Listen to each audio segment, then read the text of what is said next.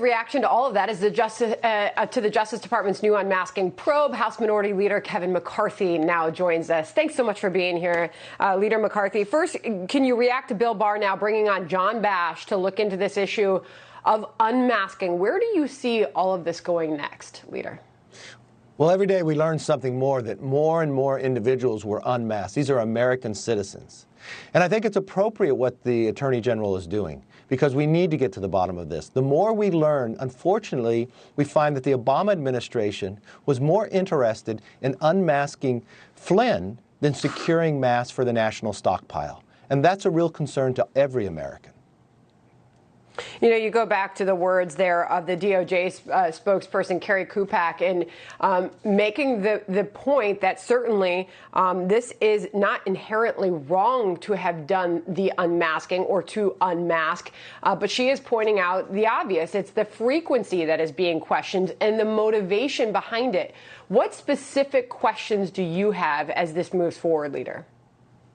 Well, the question is, it is not wrong to go after an American citizen, but think of the timing of when they did it.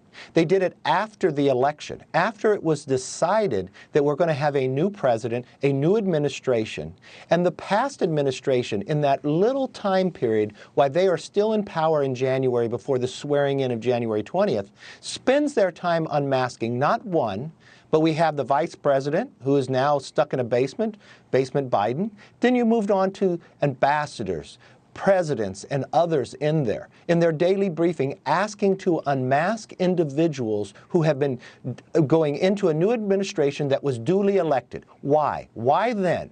Why unmask these American citizens? Why would this administration do that at the same time when their own intelligence knew that what was being said about them, about Russia, was false and wrong, and giving the American public a false narrative, lying to them at the same time? That is concerning to me, not as a Democrat, not as a Republican, but as an American who believes in the rule of law. That should not happen to any American, let alone an individual such as Flynn, who had served his nation. Trying to discredit this individual was wrong from the start, and using the power of the Oval Office to do it, that, to me, we need to get to the bottom of, because the rule of law should be the one part that we all believe in. And now John Bash, we'll see where John Bash gets with all of that. Meanwhile, you saw firsthand what happened with Nancy Pelosi yesterday, yanking that vote on the FISA bill after the president threatened to veto it. Nancy Pelosi sort of previewing what may be to come in all of that. Here's Nancy Pelosi.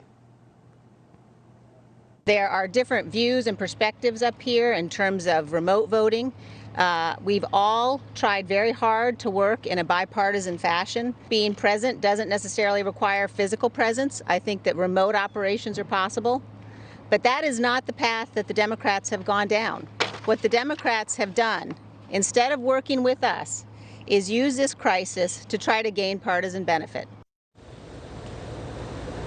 So we'll get back to the polling of the FISA vote yesterday and where that goes next in a second. But what you just heard there was from your colleague Liz Cheney. She's not opposed to the proxy voting, but she's making it clear that this can happen in many different ways. I know you, Leader McCarthy, are firmly opposed to it. Your thoughts?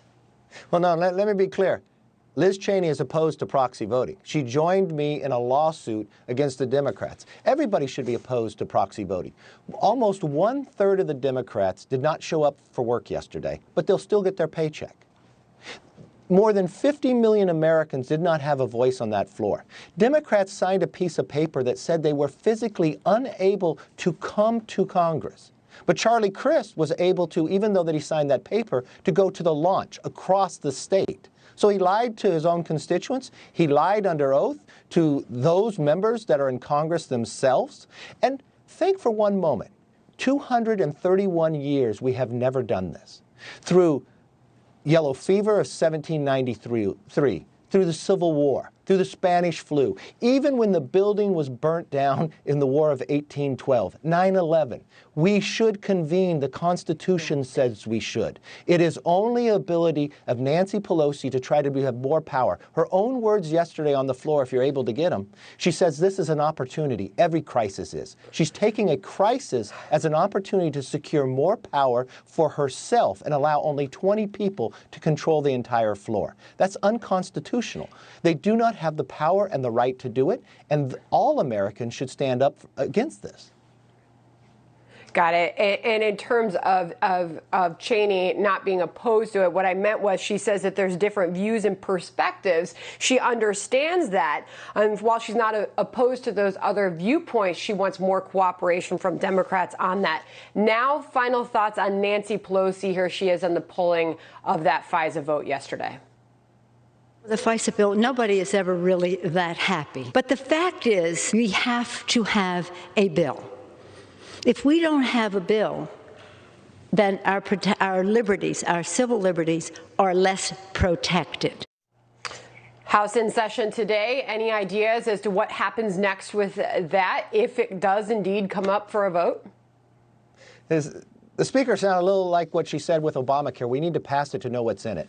The best thing that the Speaker should do is actually take the advice I gave her just a couple days ago. Take a deep breath. Take a step back. It's not going to become law because the president has concerns with it. Even those in the Senate have concerns what they want to do as well. So why don't we work those problems out so we can make law? Every day we find something new about FISA. FISA is about foreign surveillance. But what we're finding every single day that people utilize the FISA court to survey American citizens. Wouldn't you want to get to the bottom of that before you pass something? And I think that's what's critical and why people in her own party are saying that to her as well.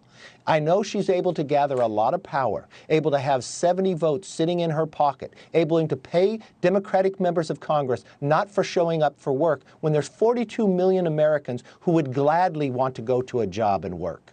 That's the problem that we have today, that she's changing the direction and the power of this Congress, and it's not working for her. She's not keeping the promises that she made to the American public, that they would be different, that they would focus on the individuals. Name me one problem that they have solved. All Why right, isn't Adam that Schiff is your thoughts investigating this morning? China? Thank you. Okay. House Minority Leader Kevin McCarthy, really appreciate you coming on with us this morning. We'll follow up with you. Thank you.